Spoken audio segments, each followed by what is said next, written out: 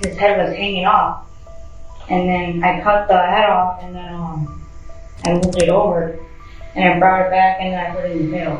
Pada 23 Februari 2012, seorang wanita bernama Tara Pekenich terkejut dengan apa yang disaksikannya di ruang bawah tanah rumahnya.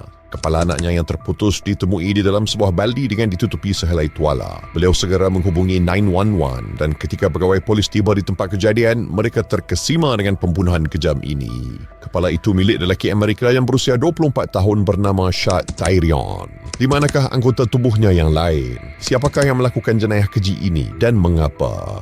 Shad Rock Tyrion dilahirkan pada 7 September 1997 di Green Bay, Wisconsin dari pasangan Tara Pekenich dan Michael Tyrion.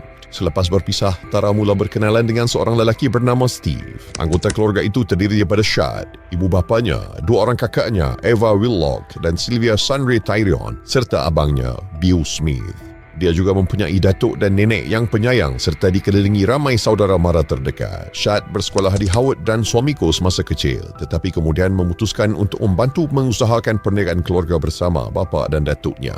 Shad adalah seorang yang sangat ceria. Dia gemar berkemah, bermain permainan video dan meluangkan masa bersama keluarganya. Dia juga berbakat dan seorang yang berseni. Shad seorang yang baik hati dan penyayang, sering mengambil berat akan orang lain melebihi diri sendiri. Seorang lelaki dengan sifat yang empati dan lahir dari keluarga yang penuh kasih sayang membuatkan kejadian yang menimpa Shad pada malam itu menjadi lebih tragis. Pada malam 23 Februari 2022, Shad memberitahu keluarganya bahawa dia ingin keluar untuk menghabiskan masa sepanjang malam bersama dua orang rakannya. Dia mengucapkan selamat tinggal kepada ibu bapanya dan meninggalkan rumah sekitar jam 9.30 malam tanpa menyedari bahaya yang sedang menanti dirinya.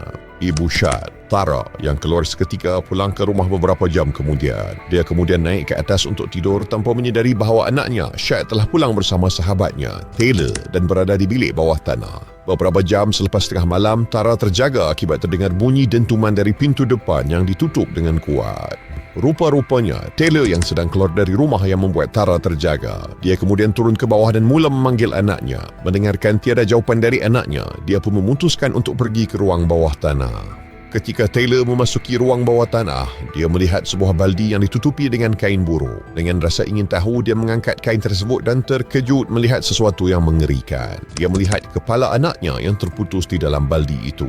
Dia segera menghubungi 911. Apabila pegawai polis tiba di tempat kejadian, mereka mula mengawal seluruh kawasan rumah, tetapi ketika mereka memasuki ruang bawah tanah tempat Shad tinggal, mereka terkejut dengan melihat situasi yang mengerikan itu. Mereka sedar mereka perlu mencari siapa pelaku jenayah kejam itu yang juga berpotensi mengancam keselamatan penduduk setempat di situ. Pemeriksaan lanjut mendapati penyiasat juga menemui alat kelamin Shad yang terputus di dalam baldi bersama kepalanya. Detektif mula menganalisis log panggilan telefon Shad dan mendapati bahawa pada malam 23 Februari, Shad telah bersetuju untuk bertemu dengan dua rakannya, Taylor Shah Business dan Alexander Gannon, yang juga dikenali sebagai AJ. Pada malam itu, sekitar jam 9.30 malam, Taylor datang untuk menjemput Shad supaya mereka dapat menghabiskan masa bersama di apartmennya, menurut kenyataan yang diberikan oleh ibunya, Tara. Polis segera bertindak untuk menyoal siasat Taylor Shah Business dan AJ di rumah masing-masing. Taylor tinggal di sebuah rumah milik seorang lelaki bernama Scott Thomas. Scott adalah rakan Taylor dan mereka berdua tinggal bersama di rumah tersebut. Di rumah Taylor, detektif menemui kesan tapak kaki berdarah berhampiran van mini Taylor yang menuju ke apartmennya. Mereka memutuskan untuk membawa Taylor ke balai polis untuk soal siasat lanjut. Walaupun telah didakwa atas jenayah kejam kerana memenggal kepala bekas kekasihnya, Taylor dilihat duduk santai di bilik soal siasat sambil mengeluh tentang kebersihan tempat tersebut dan sesekali memandang ke arah kamera. Ini menunjukkan bagaimana Taylor tidak merasa bersalah terhadap apa yang dilakukan kepada Shad Tyrion. Detektif terus bertanya bagaimana dia mengenali Shad. Taylor memberitahu bahawa Shad adalah bekas teman lelakinya. Dia juga mengaku bahawa dia bertemu dengan Shad pada 23 Februari di apartmennya, di mana Scott juga turut bersama mereka. Taylor ditanya tentang kegiatan mereka bertiga pada malam itu, lalu dengan mudah mengaku bahawa mereka menghisap ganja bersama. Dia turut menceritakan bahawa dia sedang menggunting rambut Shad sambil mereka bertiga merokok, tetapi tidak lama kemudian AJ memutuskan untuk pulang kerana sudah larut malam. Setelah AJ pergi, Taylor dan Shad memutuskan untuk pergi ke rumah Shad selepas dia memberitahu Taylor bahawa ibu dan teman lelakinya akan pulang lewat. Setibanya di rumah Shad, mereka berdua menghisap meth. Dia juga mengaku mencuri trazodone dari laci rakannya, Scott, dan mereka berdua menyuntik ubat itu dengan jarum. Pengakuan Taylor tentang penggunaan dadah pada malam itu menunjukkan bahawa dia mungkin terlibat dalam penyalahgunaan bahan terlarang yang akan mungkin menyebabkan penyiasatan terhadap kes ini menjadi lebih rumit. Detektif menyedari bahawa Taylor berada di bawah pengaruh dadah semasa mereka menyoalnya, namun tetap meneruskan sesi soal siasat. Tanpa ragu-ragu, Taylor mengaku kepada Detektif Graff bahawa mayat Shad masih berada di ruang bawah tanah. Detektif terus memberi tekanan kepada Taylor untuk menceritakan kejadian sebenar yang berlaku kepada Shad. Tetapi Taylor menjawab bahawa dia pengsan dan dia tidak ingat apa yang terjadi selepas merokok dan minum. Selepas cubaan berbohong beberapa kali, dia akhirnya sedar bahawa dia tidak dapat mengelak lagi dan tidak mempunyai pilihan lain selain mengaku. Kemudian dalam sesi soal siasat, Taylor mengaku bahawa dia dan Shad telah berhubungan intim pada malam itu dan terdapat juga alat permainan dan prop seks lain yang terlibat termasuk kolar leher. Semasa soal siasat berterusan, Detektif David bertanya tentang rantai dan alat permainan lain yang mereka temui di lokasi kejadian. Taylor mengaku bahawa dia suka mencekik Shad dan Shad juga menikmatinya. Ini menunjukkan sifatnya yang sadis dan ganas. Apabila detektif terus bertanya kepada Taylor di mana bahagian tubuh yang lain, dia menunjukkan sedikit kekecewaan kerana tidak membawa kepala Shad bersamanya. Namun Taylor tidak menunjukkan rasa kesal atas apa yang dilakukannya. Sebaliknya, dia merasa kecewa dengan kesilapannya meninggalkan kepala Shad di ruang bawah tanah yang akhirnya ditemui oleh pihak polis. Dia memberikan jawapan yang jelas kepada detektif, mengatakan bahawa beberapa anggota tubuh Shad berada di dalam van sementara yang lain diletakkan di ruang bawah tanah. Pihak penyiasat menjadi pelik kerana tiada perasaan menyesal yang ditunjukkan oleh Taylor setelah melakukan jenayah yang mengerikan ini. Ini mungkin berpunca daripada gangguan psikologi, suatu keadaan kesihatan mental yang menyebabkan Taylor tidak meresai sebarang emosi berkaitan dengan jenayah kejam ini. Semasa soal siasat, dia sering ketawa dan tersenyum sambil memberikan butiran tentang apa yang berlaku pada malam itu. Ini sekali lagi menunjukkan bahawa Taylor tidak memahami kesan dari tindakannya ketika dia dengan kejam mencincang bekas kekasihnya. Detektif melihat sisi brutal dan sadisnya apabila dia menyatakan bahawa dia suka melihat organ dalaman Shad ketika dia mencincangnya dengan pisau dapur. Dia juga menambah dalam nada yang bosan bahawa dia menjadi malas dan tidak peduli untuk memotong dan memindahkan kesemua anggota tubuh badan Shad ke apartmennya. Sikap santai oleh Taylor terhadap jenayah yang baru dilakukannya membuat detektif meragui sama ada dia ingin Shad mati sejak awal. Taylor menafikan hal tersebut namun langsung tiada penyesalan yang terdengar dari suaranya. Dia terus menggambarkan peristiwa malam itu seperti sedang berbual santai dengan detektif. Taylor bercakap tentang bagaimana dia berasa seronok semasa mencekik Shad dengan rantai dan tidak berhenti walaupun Shad sedang bergelut. Ini menonjolkan tingkah laku yang kejam dan sadis. Taylor mengejutkan detektif apabila dia berkata walaupun setelah mengetahui Shad telah meninggal dunia, dia terus melakukan hubungan seksual dengan mayatnya. Dalam soal siasat itu, Taylor membuat kenyataan yang aneh. Dia mendakwa bahawa jika dia sangat menyayangi sesuatu atau seseorang, dia menjadi cenderung untuk membunuh dan sering hilang kawalan. Ini membuktikan bahawa ketika Taylor mencincang Shad, dia sedar akan apa yang dilakukannya, memandangkan mereka sedang bercinta sebelum insiden itu. Dia dan Shad menggunakan rantai untuk mencekik satu sama lain sebagai permainan awal. Shad terbaring menyerap di atas katil sebelum Taylor menjadi gila dan mencekiknya berulang kali walaupun dia sedang batuk berdarah dan berubah menjadi pucat. Dia juga mengaku bermain dengan tubuh Shad setelah dia mati 2 hingga 3 jam, menunjukkan kecenderungan nekrofilia. Taylor juga menyatakan penyesalannya kerana tidak mengambil sebarang dadah setelah proses itu kerana dia tahu ia akan membantunya bertenang. Dia mengaku bahawa dia berasa kecewa semasa mencincang Shad dan melakukan proses pembersihan, tetapi dia menyukai proses itu. Setelah mengaku melakukan jenayahnya, Taylor seketika mengalihkan perbualan dengan menyatakan rasa menyesal di atas kesilapannya dan tidak berniat untuk melakukan semua itu.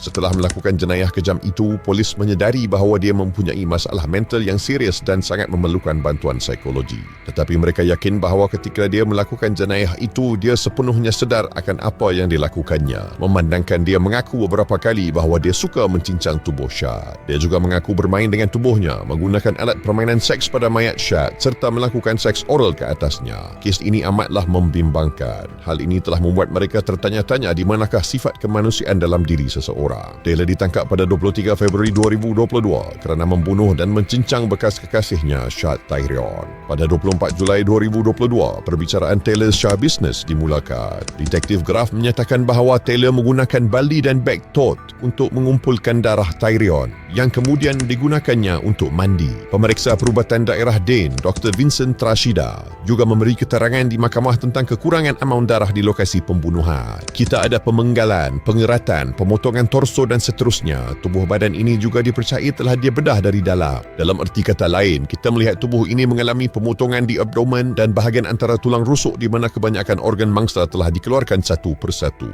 katanya kepada juri.